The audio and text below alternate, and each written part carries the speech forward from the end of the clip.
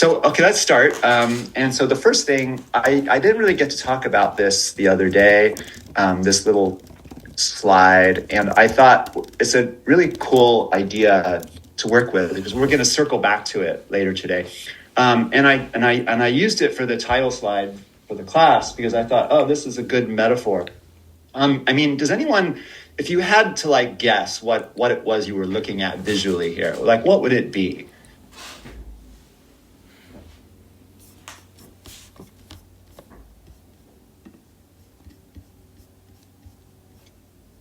Bella, please. Aren't they fascists? Or am I? They're what? They're pillars. They look like they're either modeled off of something European, either Roman or fasci. Yeah, exactly. Right. So precisely. So they're ancient Greco-Roman capitals and columns in the Corinthian style. So very classical antiquity materials. And I thought, wow, it's really interesting. I can't tell whether this photograph is from an ancient temple or from like the state capitol building. So one of the things that makes American religion so interesting is this blurring of boundaries between the sacred and the secular, or between the religious and the political. And the way that we use visuals or even architecture is fascinating because it's almost like we're doing it intentionally. We're trying to blur the boundaries between the sacred and the secular. So what better metaphorical representation than to not even be able to tell the difference between what could be an ancient Greco-Roman temple and a secular political structure in Washington, D.C. So I didn't get to say that last week, and I thought we're going to circle back to it today. So I thought, oh, that's a good loop. All right. Grace, you're asking, yes, Sharella, I think that's your, okay, yes, it is like a mix of both. So it is kind of like an intentional blurring of the two domains or registers. So one of the themes, of course, in America is separation of church and state. And it becomes increasingly difficult to know how to exactly, negotiate or adjudicate that when we seem to be intentionally blurring those very boundaries. Okay, so Grace, you're asking, is this lecture going to be recorded? Yes, it is. In case anyone is not here, or in case you need to return to it, I will make it available. But I've kind of preferred to be here interacting with you rather than just pre-record. Okay, so let's move on. I promised you that I would give you a heads up on our demographic as a class, and so here we go. I thought this was probably the most diverse class I've ever taught, I think, at UCLA, and I wanted to do a quick run through of the numbers, and I know we're not here together, but it's still kind of cool, even if we're virtually together. So you all remember the questions. I asked two questions. Were you raised within religion? The answer is pretty simple, yes or no. 85% of the class said yes. And 15% said no. So that's a pretty good sort of analogy or sort of relative marker of where the nation is. Maybe it's a little bit higher on the non-religious side now. But there's always a good chunk of people who just did not get raised with a religion, and they just don't have one, and they don't want one, and it kind of it allows for a little bit of self awareness that you're not, we're not all the same, and so not all of us have the same sort of background assumptions of things. And so that's the first question. So that's kind of where we're at as a class. And then the second set of numbers is, of those who said yes, here's the breakdown of the demographic. So 75% of the religious identified in youth as Christian, and I broke it down into the major denominational forms. And then we have a really healthy diversity of Jewish, Muslim, Buddhist, Hindu, Druze, and Spiritist individuals. And that is a quite kind of interesting mix of people that you're sitting alongside, even if it's virtual today.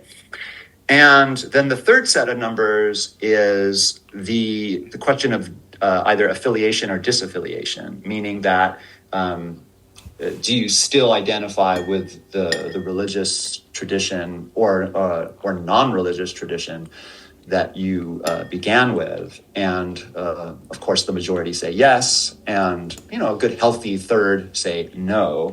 So there's been some movement away from religious affiliation early on, and so again, the numbers track nationally in terms of the trends that we see in religion. And so I thought that this might be helpful to you all to know where we are. Yeah, Joshua, hello. It's interesting because I actually did a little outside research this weekend, looking at the Pew Research Center's, not only the national statistics, but also California and Los Angeles. And what is interesting about this is this fits more of the national model than the Los Angeles model. Los Angeles is unique because it's one of the rare places where Catholicism outnumbers Protestants. So it's interesting that this class doesn't follow really the city model and kind of reflects more of a eclectic model of around the United States or even further. So I found that interesting. Thank you, Josh. Yeah, it is. I always wonder about self-selection in class class enrollments. Like, so how do we factor in the fact that people choose to take certain courses for whatever the reasons may be, either because they like religion or they don't like religion, and therefore there's a kind of self-selecting process. But yeah, really interesting. Yeah, and I thought the same thing. Nationally, it looks more like what I've seen than you would expect in Los Angeles. So yeah, you get Josh gets the advantage. I'm teaching another class this afternoon on history of early Christians, and we'll notice the difference in demographic makeup in that class. And so I think, sorry, the rest of you may not be able to track that. But okay, so yeah, so there we are. And so let me give you a heads up on where we're going. I don't really want to just kind of string you along. So we're going to look today at, I'm going to finish up a little discussion about how to study religion, or at least how I think we could be studying religion through the lens of anthropology. I want to review some of the material from last week, the Manifest Destiny. Then we'll look at some questions about religious freedom, separation of church and state, and civil religion in America. And kind of slowly but surely, we find our way towards beginning to broach the subject of Christian nationalism, which is going to be one of the overarching topics for us to concern ourselves with, considering, in the next 6 days or so, we're going to have to face it once again. So let's go where we left off the other day, and I'll start with a quick sketch of reminders about how we're approaching religion. I'll just kind of walk through. Feel free. This is a kind of unusual situation, so if you feel more comfortable kind of taking a screen grab or whatever, I have no control over that. You just go ahead and do it. Because if that's easier than typing or whatever, if that's fine. But I'm just still going to walk through it as if you weren't going to do it. All right. So we're talking about a scientific study of religion rather than sort of a theological or a confessional or a religious-y study of religion. And typically what we're looking at is putting religion in the context of a human cultural construct and enterprise. So, of course, you all know anthropology is the study of humanity, typically sort of qualified as human culture or human development, not physiological or biological, but ancient cultural patterns. So religion in the anthropological sense is a kind of cultural construct. All cultures have some kind of Ours might be one of the first that really doesn't. require it, but it's based on a foundation of religiosity. Religion is seen as something that we do rather than something that's imposed on us from above. And it's not, so it's not necessarily arbitrary, but it is something that we create, that we maintain, that we construct. And therefore it can be studied because we can study ourselves. We don't have access to God directly or to, we can't control that which is beyond our human abilities to measure and quantify and analyze in the laboratory. So pretty much limited to what we do. And so we could say religion's data, and religion in this sense is not like a timeless truth that can be sort of bracketed from the human, but rather it's shaped and contingent on historical forces. And that means, of course, economics and politics and social forces. And so it's a little bit of a constraint on what most people consider religion to be, which is a revelation from God or the gods that is sort of impinges on humanity and requires them to obey, and it's a force beyond human control. So in this sense, it's kind of the opposite. It's religion as something human beings do to relate to the divine, and we do it all the time, and we do it rather marvelously and differently, and it's something we can study. And another sort of side note on the anthropological view, something that's a really emergent field in religion is the cognitive science of religion, which sort of borrows from anthropology and evolutionary biology and anthropology, in the sense that it assumes the Darwinian model of evolution, and therefore it understands the human development taking place over eons of time, and therefore the brain and the physical body have developed in certain ways that are predisposed toward religious perception. And so from the cognitive science perspective, religion is a natural expression of humanity, in the sense that we've evolved to be religious because it is a survival advantage to think and perceive religiously, that we've inherited. And so it's not hardwired in this sense into the brain, but we have sort of ancient tendencies to perceive things in this way. And because it seems natural to us, it tends to be perpetuated and reinforced by our experience. And a really good example of this, without going into detail too much about it, is a theory known as hyperactive detective agency, which posits that when we were evolving as early hominids, it was safer for us to imagine shadows and sort of unknown objects in our environment as potential threats, because that would keep us safe. And our hyperactive imagination would posit agency in nature where there was none, because it was safer to bet on something being there that might eat us than it was to imagine that we were just making shit up.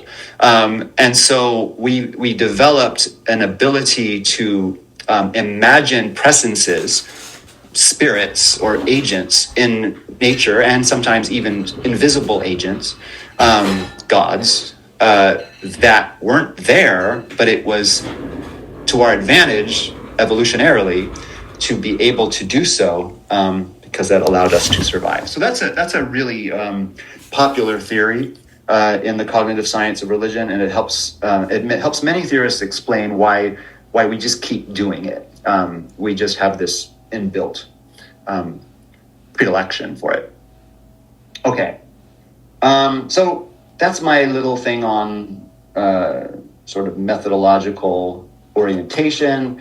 A little bit more about anthropology, because we're going to return over and over again to this sort of theme on anthropology. And so I'm going to introduce it really briefly from my perspective of how anthropology itself has changed from the 19th century to the present. And what I mean is that, oh, I see. Okay, someone's asking me a question. Can I go over the second bullet point again? Yeah, I'm sorry if I, you mean this one, I think. Is that right? Sharella, is that right? Yeah, the one with social construct. The one, oh, social construct. Yes. Okay. So sorry. Let's see. So what I mean by religion as social construct is that religion is not typically an individual's creation or conceptualization of how things are, but rather it's something that a group of people agree to and then form together. So you could say they construct it, they make it, they create it together by consensus and agreement. So it's kind of like, it doesn't mean that what they're acknowledging or perceiving or constructing isn't real to them, and perhaps even ontologically or in reality, but it is a kind of simultaneous reality in the sense that it's also a social construct that has a social impact on an environment. So I hope that helps. Yeah. So it's just a set of kind of qualifications that I've introduced there, of how religion is slightly different when it's viewed this way from a more critical, neutral or objective lens than from, say, any type of religious orientation, where you would basically be told that religion comes from the divine, it's imposed on us, we don't make it, it's given to us by revelation, and therefore we obey it because it's beyond our imagination, so it's just a kind of shift in that. All right, let's see. Okay, there we go. All right, so anthropology has had a really interesting sort of journey academically. When it was first introduced around the very same time that people started studying religion, late 19th century, as an academic discipline, anthropology was seen more like a salvage operation of trying to preserve the last living remnants of the so-called primitive cultures that were still surviving. And a lot of this had to do with the great colonial powers still discovering the different types of peoples in the Americas and in Asia and in Africa. And there was a sense that civilization was progressing so quickly and so in a superior way that there was a very strong chance, almost an inevitability to the fact that it was going to erase all of the early cultures that had somehow still survived modernity. So anthropology was seen as a kind of museum project, a kind of way of collecting exotic specimens for preservation in museums, and therefore they could be safely stored in some of the great cities of European and American civilization. And it was kind of like a self-congratulatory noble exercise of being like, we're going to save the primitive people's culture so that we can study them, and it wasn't really an acknowledgement of the diversity, difference, and equality of other peoples, especially those that were called primitive. And so I like this term primitivism, which reflects this kind of intellectual prejudice towards so-called primitive peoples, because it puts them in an inferior status, and it was a dominant way of thinking of the other for decades, really all the way up through the early 20th century, and sometimes it still survives in pockets today. And the word primitive obviously has connotations it's linked to both the concept of progress, it's linked to evolutionary theory, it's linked to a kind of domination, subordination, power dynamic in reality. And so it's just a really toxic way of thinking of other people. If you put them in the category of primitive, obviously you're looking at the contrast with somebody who is superior or advanced or sophisticated, and therefore it just inherently creates an unequal power dynamic between two groups. And so fortunately, we're in a position where anthropology did a little bit of self-reflection and reversed, or at least self-corrected itself disciplinarily, and was able to introduce, rather than sort of perpetuating this model, instead of a salvage anthropological model, it began to accept a cultural anthropological model and began to look at different human cultures as distinct and different from each other without imposing a value judgment on which one was superior and which was inferior. And so this is an ongoing project. It's not complete. There are still pockets everywhere where people think that one group is superior or more advanced than another. But it's the same model. This salvage anthropology was the same model that could give rise to racism and racialized science, which of course leads to catastrophes like the Holocaust in Nazi Germany and the ability to see one race of people as inferior to another. And this was modeled on academic disciplines. And it was, of course, able to be used quite profitably by colonial powers who were, coincidentally, almost always self-identifying as the superior people. And so it created, decades of bad science and bad academic work, which we still have to salvage ourselves from. One of the really nice things that we'll be doing in this class is being able to track the development of primitivism from its inception to its replacement by the new concept of indigenous religion, which does not have the negative value judgments of a primitive religion model. And it sort of brackets the idea that some cultures are more advanced than others. And it allows for cultural relativism to kind of shine its light on difference rather than always trying to put some kind of value system on, or hierarchical value system on the other. So, so can I get an understanding of how everyone processes, and this, I've just been talking.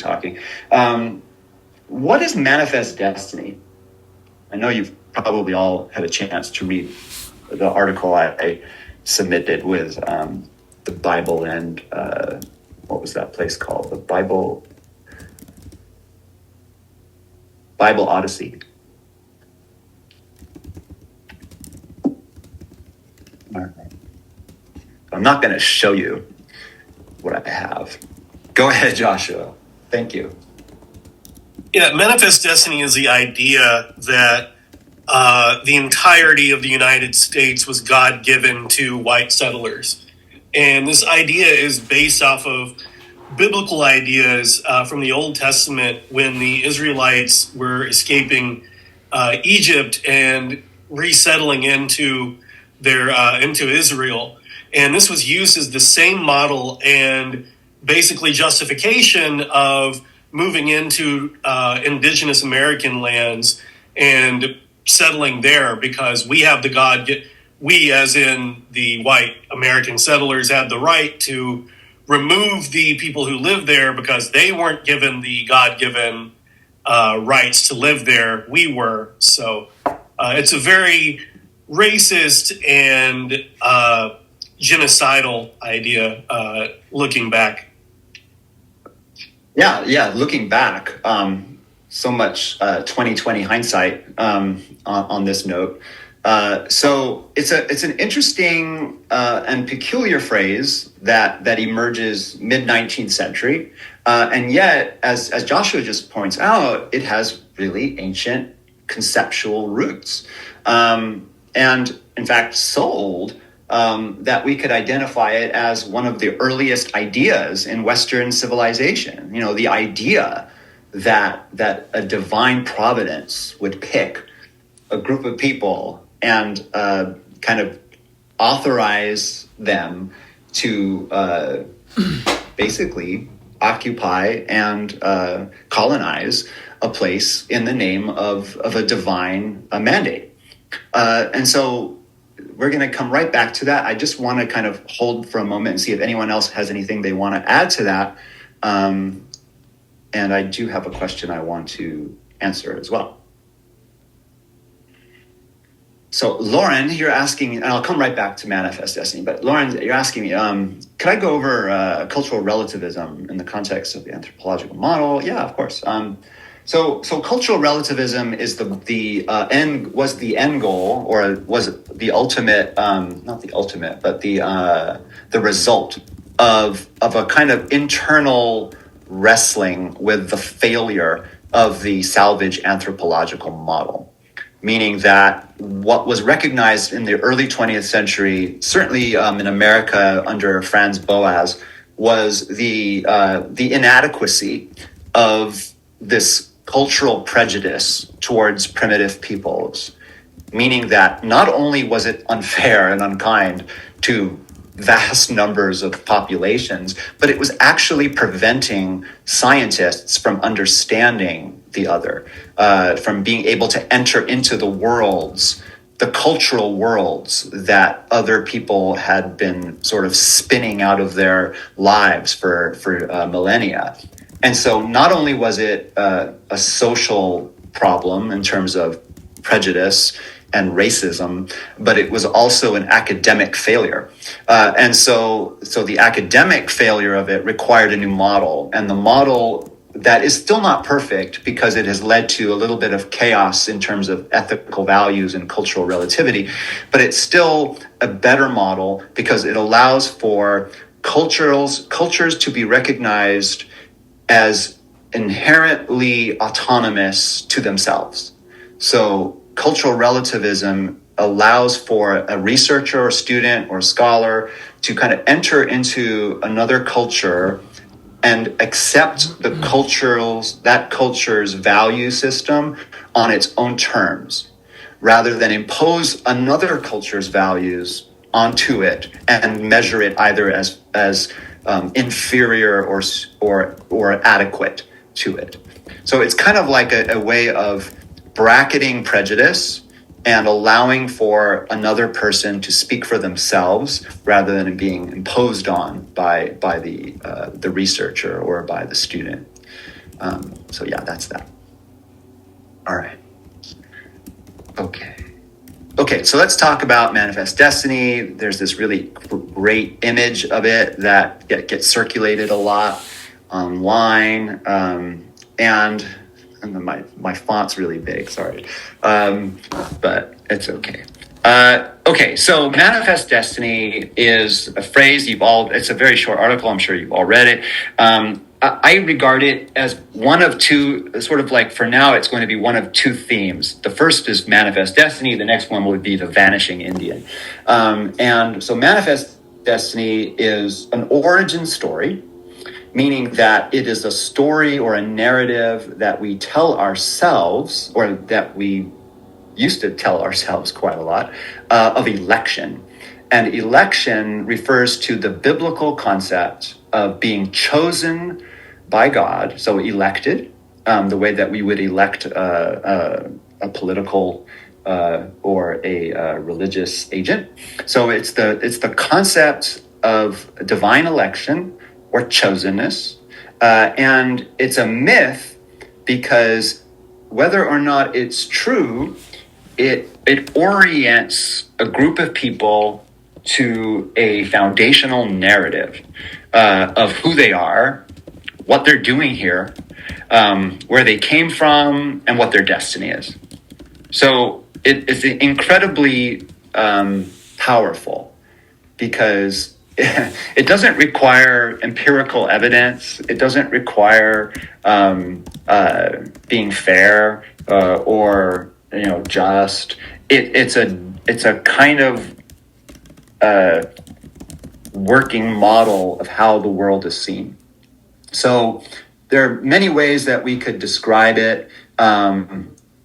In essence, it derives from the inheritance of the biblical tradition in America. The idea that when the first Puritans and Pilgrims came over, they came over carrying the Bible. And the Bible has within it, embedded deeply within it, is the concept of a providential God.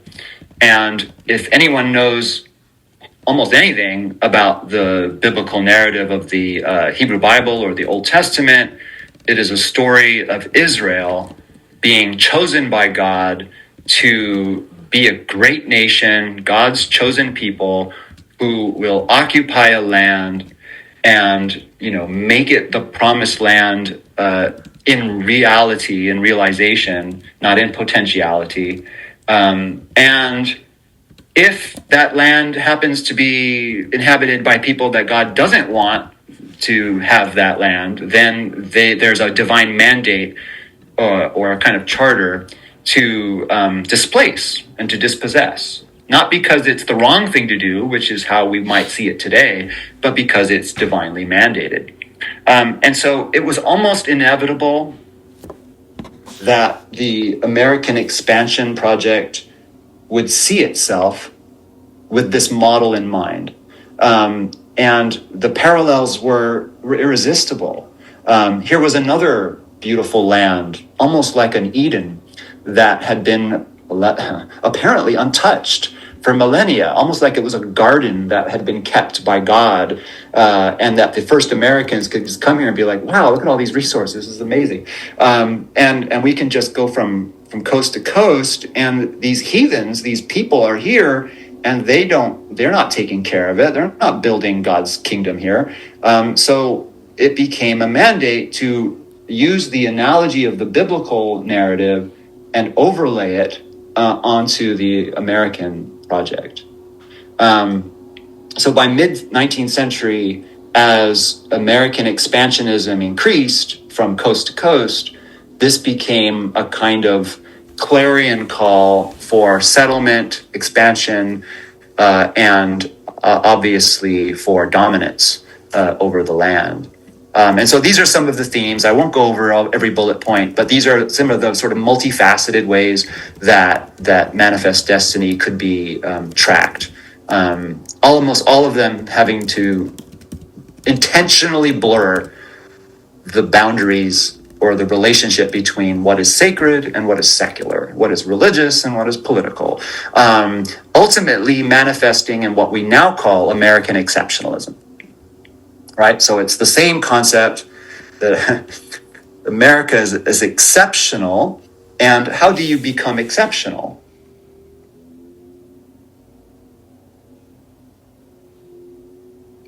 Among all the nations of the world.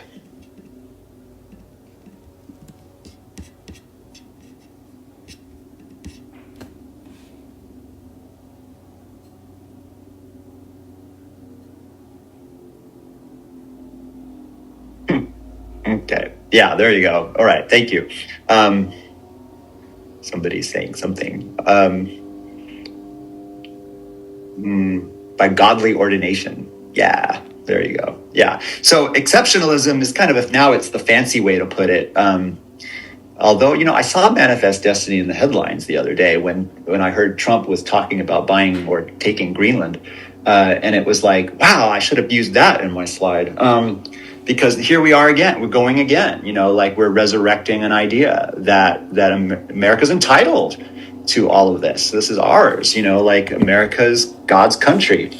And, if we don't do it right, God's going to go somewhere else and, choose some other people. And so stakes are pretty high. And yet if we do follow this divine mandate, and all of the requirements of such, then perhaps we will be blessed and we will return and receive God's graces. So many of the themes that we'll be looking at in terms of Protestantism, particularly concepts of providence, God's providence, the idea of predestination, that God has chosen certain people for salvation and certain people for damnation, that God's election is contingent on obedience and on with the punishment being, damnation if you don't follow. I think that it helps us to see that for those who subscribe to American exceptionalism in this vein, they really do feel the stakes are this high, that this is a divine crisis. And so it might help those who don't think that way to understand the religious significance of the current era that we're in. If we don't do so, let's see. You're asking, Shirella. You're asking if we don't do it right, then who will? Yeah, exactly. I was watching a documentary once on religion, and somebody was saying something like this, and they were saying, if we screw up, if America screws up its divine mandate to be the chosen people, then God will take his favor elsewhere, and he'll choose another country and choose another people. And we don't want that. And so one of the ways that I tried to trace, and maybe someone else could help me so I don't have to do it, but how did I trace, maybe someone help, how did I trace the parallel between how early Jewish exceptionalism, chosenness, was transferred to the early Christian project, and I found a parallel in the American story.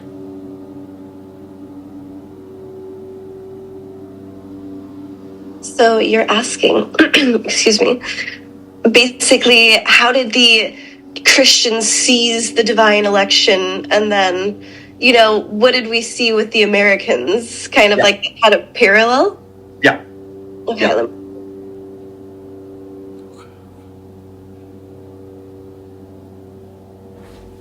Yeah. I thought it was an interesting analogy or parallelism. Go ahead, Joshua. Anyone else is, by all means, it's not an exhausted. Yeah, and you have to forgive me. I'm overcoming a respiratory infection as well. So, but I think part of the parallel comes from coming out of captivity and rising above it, the same way like the early Americans are coming out of the English captivity and basically beat back this greater empire, the same way the Israelites beat back this Egyptian empire. And that sort of gave them this boldness where it's like, we're going to come into this land now. It's like we're clearly chosen by God since we have overcome this great power.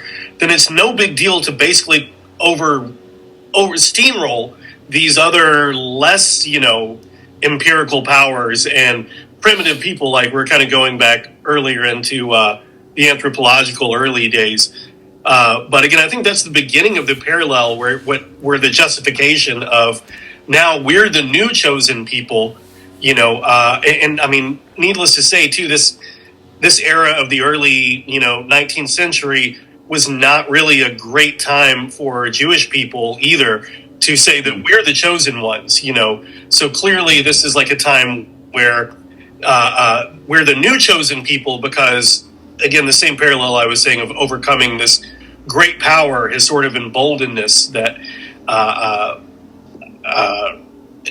again, that clearly, again, we're chosen by God because we're able to overcome a greater power, and now, confronting Native Americans at this time wasn't really a big deal. Great. Yeah, I think you're right on target there. And Bella, I see your hand. Yeah, thank you, Joshua. I think you're exactly right about their identification with the Israelites. I would be a little bit careful about identifying so much with supersession of the covenant that was given to Christianity.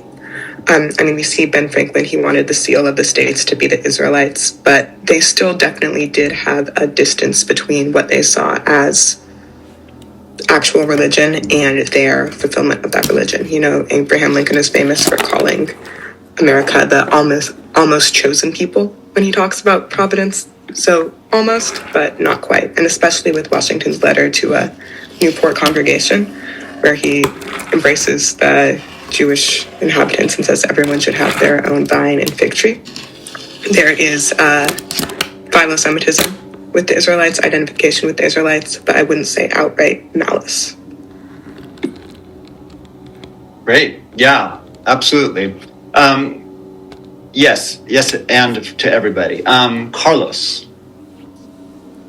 It makes me think how people, even nowadays, you see terrorists who get this call from God to act upon their desires for recognition, for celebrity. So it could also be just a dirty excuse that people use to commit barbaric actions against whatever, for whatever it means, to gain gold or land or whatever. So it could also be just a mundane excuse. Yeah, absolutely right. I mean, obviously, it's much easier to do things when God's telling you to do them, especially really bad things. But so you're right. It's a kind of go-to, self-permission slip. Catherine, please. Hi, yeah, just going off of what Carlos just said, I think for a lot of nations, they begin their situation by having those pure intentions, and they truly believe that they are fulfilling their promise to their God or gods. But then I feel like a lot of times it gets skewed and things start getting pretty corrupted, and then they just have to keep going off of that promise. And that's when it gets, falsified, and they're no longer under the threshold of doing it with pure intentions. Like, I guess with the US, they really thought that they were doing the right thing, pushing all the Native Americans west. But then it's slavery started happening and all these other developments. And then they probably just kept having to tell themselves oh, but this is what God wants. We're doing the right thing. So I feel like there's definitely a weird gray area where they cross that line and it becomes a corrupt excuse. Thank you. Yeah, no, I really appreciate that, because it's so easy to be cynical and negative and judgmental about the history of some of these encounters, and to not be fair to so many individuals and groups of people that try to counterbalance the negativity and judgmentalism that was taking place. So thank you. I always want to do that. I always want to qualify and make it contingent on the diversity of reactions and responses. And so you're absolutely right. And I think it's fair to always try to be mindful of that difference, and the fact that good intentions are just as present sometimes as nefarious ones. Go ahead, Alexis. Can you elucidate the parallel between, the Christians and the Jews over beforehand and now the Americans with their situation? Can you kind of go into that deeper? Yeah, thanks. So I'm going back to where I started there on that one. And so the parallel I was trying to draw, which might just be helpful for all to register, is that when the earliest Christian groups began to form their self-identity, their understanding of who they were as Christians, they borrowed from the concepts of the Jews, which was that they were a chosen people, that there was a new covenant, that God was restoring or reactivating or re-energizing the ancient covenant that had been made with the Israelite people. And therefore, even though, as Bella points out, it's not necessarily the case that supersessionism or replacement was intended in the beginning, it does become the dominant model for the Christian tradition. So the dominant model was God has chosen us, which means he's rejected you. And if he's chosen us, that means, and he's rejected you, then you don't have to be here anymore. You don't really even have a place. And so it would be better if you were no longer present. And so you were out of sight, out of mind, perhaps even eliminated altogether so that we don't have to remember or be reminded of you. And in some unpleasant ways, there's a parallel with the American project, which was if the earliest American settlers, as they expanded, began to see themselves as God's chosen people, and this is God's country, therefore there was a displacement of the indigenous peoples that inhabited the entire breadth of the continent. They were no longer, if they were ever a chosen people, and therefore they could be displaced, they could be dispossessed, their lands could be claimed, and it would be God's will, not savage colonialism or violence. It was God's will and providence and predestination. And therefore, the vanishing Indian will be our next major theme, which is a dominant theme in 19th century and even throughout the 20th century of how Americans looked at Indians nationwide as a disappearing people. A people that were better left to the margins of society, on reservations, out of the dominant cities or the major cities, so that we just didn't have to be reminded that we had done things that we may not be proud of, perhaps in subsequent generations. Joshua, did you have a hand? I could just let that go. Yeah, I was just going to say, I think it's important to remember to think about how violence was still really a big part of this, that even part of what they're using in the Old Testament was the justification for genocide, to where, I forget the exact scripture and verse, but where God basically says it's okay to wipe out every last man, woman, child, burn the fields to the ground, kill all the animals and start over. And they basically were like, well, we can basically do the same idea to the indigenous tribes here if we're the chosen people using the same model. And again, I just think it's an important factor that violence was somewhat forgiven if God ordains it in this case. Yeah, absolutely right. Really, really good insight there. Especially because violence is always defined by those who determine whether something is violent or not. And when God demands or decrees something, we don't call it violent. So you're absolutely right that any means necessary would be divinely sanctioned and authorized, and I don't even think it would have been understood as violence in most cases. But you're absolutely right. So the twin theme, if one people is going to emerge as, not only victorious, but as chosen, as elected, as exceptional, but the sad part is, or the the fine print is, that there's another group of peoples that are still here that then need to be displaced or dispossessed.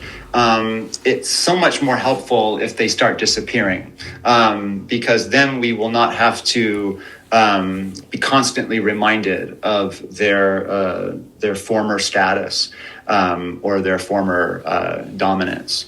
And so a twin theme then is, as Manifest Destiny expands and increases and becomes realized, we see an increasing emphasis in American popular culture, literature, science, anthropology, religion, of a theme of the vanishing Indian. And the vanishing Indian is really just one of many sort of variations on the theme. There are many others, but it's another origin story, meaning that it's a story or a narrative we tell ourselves about how the Indians are just going away. And if you really want to see an Indian, you better go to a museum really fast because they're fast disappearing. Or we put them in museums called reservations or prison camps called reservations, where we can look at them and visit them, and maybe they put on a good show for us. But it's not really American society, right? So they're in economically disprivileged in encampments that used to be under the Department of War. Now they're under the Department of Interior, and it's essentially they're treated like animals, put into cages, like reserves, so to speak, where they're able to be concentrated and relegated to the margins of our dominant society. So some of the themes that emerge from this sort of overarching concept, sometimes romantically affirmed as a noble savage, a noble dying savage. So yes, these people lived once close to nature, but as civilization and progress marches on, they stoop on their horse and they sort of fade away into the sunset. A once noble people, now gone forever. The concept of an extinction of Indians, that was a dominant model in 19th century science, that as the tribes began to disappear under colonization and often just through just the weight of disease and deprivation, the idea that all the Indians were just going to die off was another idea. And it's just so irritating that they're just not cooperating, in that way.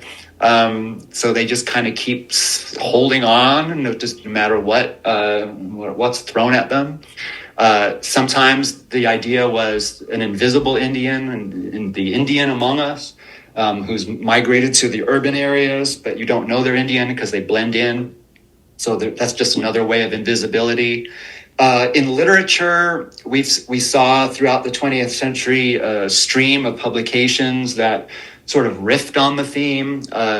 Black Elk was a very famous Lakota holy person who described his people's history as dying, the death of a dream, the dream of a free and autonomous people. And so that became a literary motif in Native American literature and Native studies. The concept of the hoop, the sacred hoop, which is probably the most sacred symbol of indigenous religion, the sort of the circle of life that includes everything, but it was broken.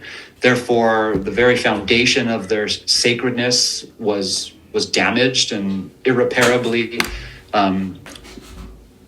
gone. And then my last couple bullet points are two major pieces. One is a very famous novel made into a Hollywood movie called The Last of the Mohicans. And then there's Ishi, the Last Yahi in California. And in both cases, they were incorrect in terms of empirical evidence. But it shows once again the concept of this is the last of the people. This is the last man of this tribe.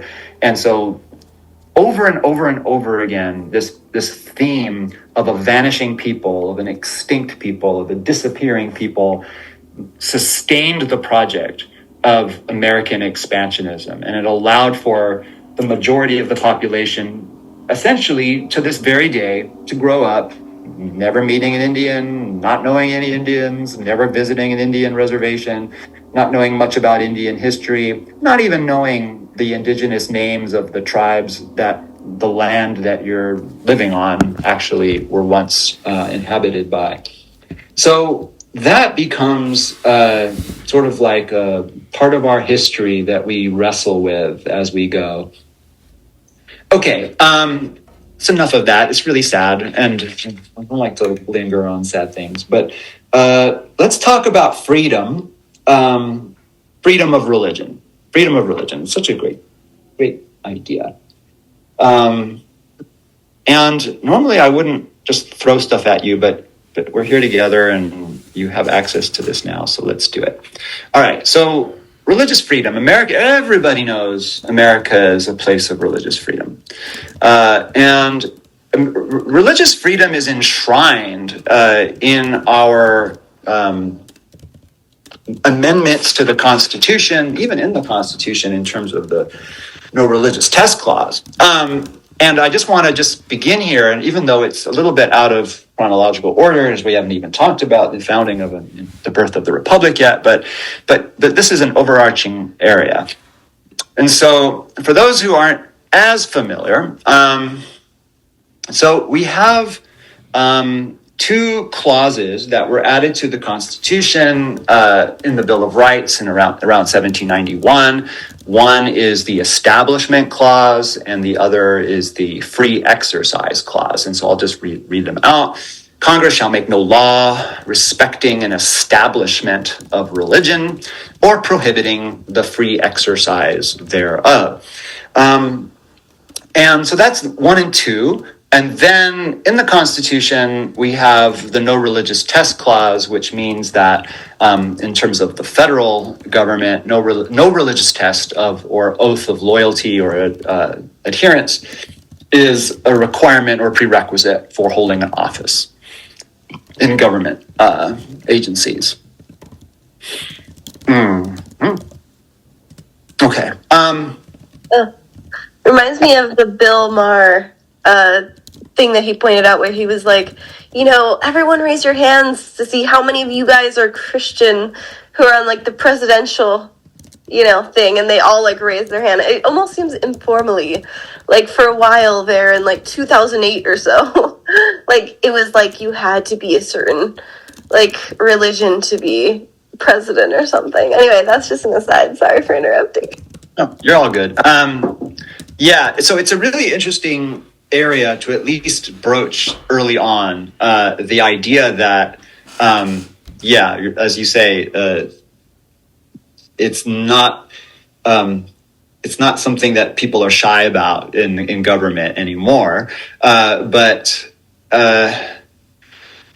I'm wondering if we can get some responses from the rest of all you about what you think, and this is the sort of really simple point I want to make with this. Where do you think, or why do you think these clauses needed to be added or amended to our founding documents? I wondered, what do we know about the historical context within which these ideas were important to the founding fathers?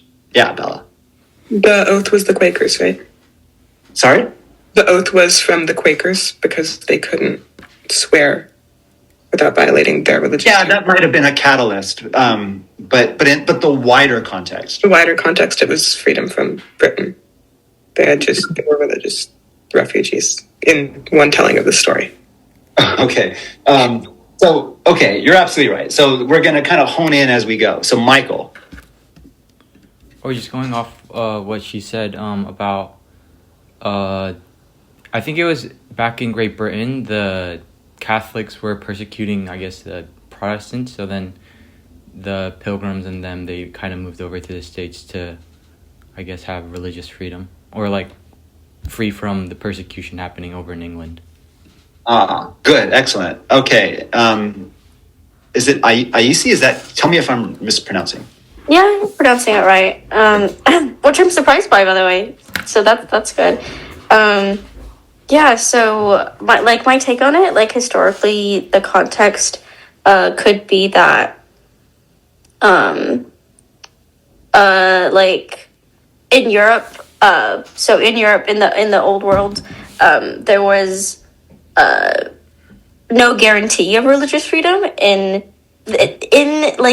constitutional or absolute monarchies, because if you think back to just before they made these trips over to seek freedom from religious persecution, the Pilgrims were persecuted in England, and then in, I think, the Netherlands, if I'm correct, and that's why a number of them left from the Netherlands. But yeah, I'm also getting over a cold. Even in places with more of a constitutional monarchy and not like in France and whatever, there was still no like guaranteed right. So they were like pioneers in establishing that in the new world, so to speak. Interesting. Yes, very good. So nice nuancing there. And Michael, keep adding if you don't mind. Or Yeah, I just wanted to say that, I mean, when the U.S. was first officially founded, it seemed like there were a bunch of different Protestant denominations that were around. So they kind of wanted to probably ensure that, hey, we're not going to fight or hurt each other or attack each other. I mean, there probably was some hatred or conflict about it anyways, but they still did want to ensure that, all right, we want to work together for this singular purpose. Let's not worry about each other right now. Okay, great. Thanks for that, Michael. Joshua, you want to add? Yeah, I think part of this is also the result of not wanting a state religion the same way that England had, to where in the 16th, 17th centuries, the Anglican Church was the state religion. And if you're born in England, you're just assumed to be part of that church. And there was no room for dissidence or no room for separation. If you were, again, there was strict punishment. And they needed a place that was the antithesis of England. So you could freely practice, I mean, to be clear, a Christian religion more freely.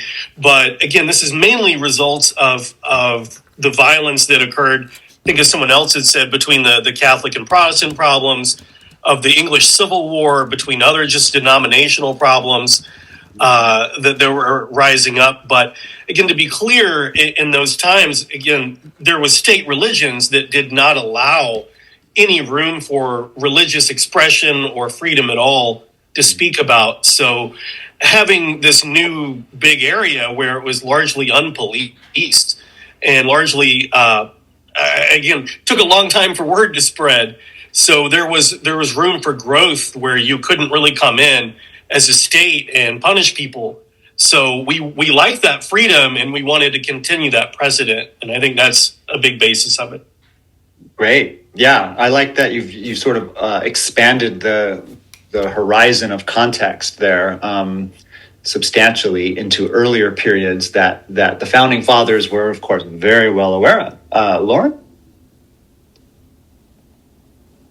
I totally agree with what everyone has said, and I just wanted to add also, because what I read in the textbook was really interesting to me, on how when Britain was like sending people over to like help get resources for the motherland, they were kind of sending over like anybody who they thought they could like pressure to do their work basically and not kind of fight back. So they took people from multiple religions, and then when they started like forming their religions in the colonies, they noticed that, oh, we can't really like force people to come anymore. We kind of need to use persuasion tactics for people to want to join voluntarily. So I think in that they found that it's necessary to allow people to choose and have that choice of religion and freedom. Absolutely. Yeah, very nice. So excellent responses, all of them really kind of just looking at different aspects of the same truth area or the same sort of complex of issues and areas. And so I think it's really helpful to kind of pull back a little bit and ask the question, why was America founded with religious freedom or freedom of religion, freedom both of religion, meaning freedom to choose between the religious denominational forms, but also freedom from religion if one chooses to not be or self-identify as religious, although that was not, of course, a very popular choice and needed to be kept quiet by most those who adhere to it. So when we do begin to look more closely next time on Thursday, we'll be kind of digging into the depths of that historical context more, looking at how the Protestant Reformation led to religious wars on the continent and how those wars kind of left a really negative taste in the mouths of the intellectual and political elite of Europe. And it was recognized early on, especially leaning towards the Enlightenment era, that religion was a potentially very dangerous thing if it was unchecked, and if one group could be allowed to dominate over another. When, as many of you have already noted, when the Puritans came over, we will be talking about Puritans rather soon, but the Puritans represented a kind of dissident faction in the Anglican model of religion. And so, as I think, Lauren, you put it, like they would just send people over, whoever they could find, to settle and colonize, because this was a colonial project. But the competition between the denominational forms that were present in America was a potentially explosive situation. Very early on, there were Puritans, Congregationalists, Baptists, Presbyterians, Quakers, Anabaptists, and if there was one religion that was going to dominate over the other, there would just be an incessant conflict situation taking place. So that will be definitely something we need to look at closely. But I also want to look at, even in the more broader perspective, that even if we're going to focus a more laser-like lens on that particular historical context, I do want to emphasize that in terms of our current understanding of religion, meaning that religion is something that is shared and adopted by peoples all over the world, that, however, was not the intention of the founding fathers. Freedom of religion, as we would conceive it, broadly speaking, was not on the agenda in the beginning of the American experiment. The assumption was that, aside from a handful of Jews, some more or less unknown Muslims, and pretty much nobody else, religion was Christianity. And Christianity could take multiple forms, as it was, and it was multiplying increasingly. And yet the concept of religion was almost synonymous with Christianity. And so whether you were a Catholic or a Protestant or one of the many different forms of Protestantism, that was the freedom that you were offered. Not if you were Indian, not if you were a pagan, and not if you belonged to any of the other very unknown and sort of exotic and obscure religions that we would take for granted today in the academic study of religion. And so it's helpful perhaps to put it in the context of its emergence, because it took some time for our understanding of religion to expand and to increase and to being more inclusive and to allow for the existence of other religions. And so that's something that we'll be returning to again and again. All right, I know I'm running out of time, and so I guess I want to just end on this one, and we'll come back to the concept of religious freedom when we start up again. I've mentioned it already, separating church and state. And I just wanted to track for just a few points before we close. So many people think of it as a strictly American innovation. And in fact, it really has earlier roots in terms of a Protestant model of separating the domains of the political and the secular, or what is religion and what is political. So it is earlier than the founding of the United States, but it really gets enshrined when Thomas Jefferson coins this very distinctive phrase that the concept of the United States will be based on a wall of separation between church and state, not suggesting that there is no relationship between the two, and certainly not requiring government officials to not be religious or members of churches, but rather that they should be very clearly demarcated as separate institutions, and so that the boundaries between them wouldn't be blurred in any like problematic way.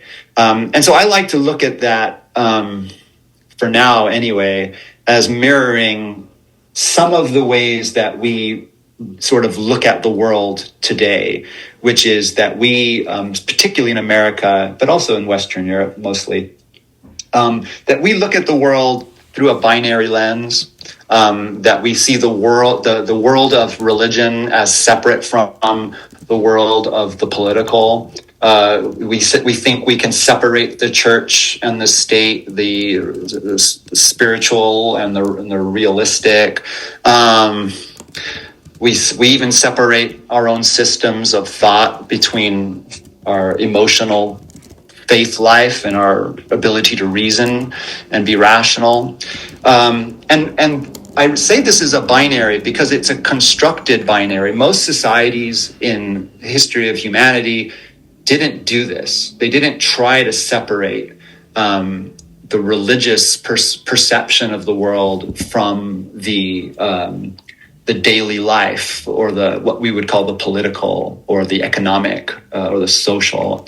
So we are living in an experiment of trying to separate the problematic aspects of religiosity from the daily commercial, political, social, and economic activities of our lives.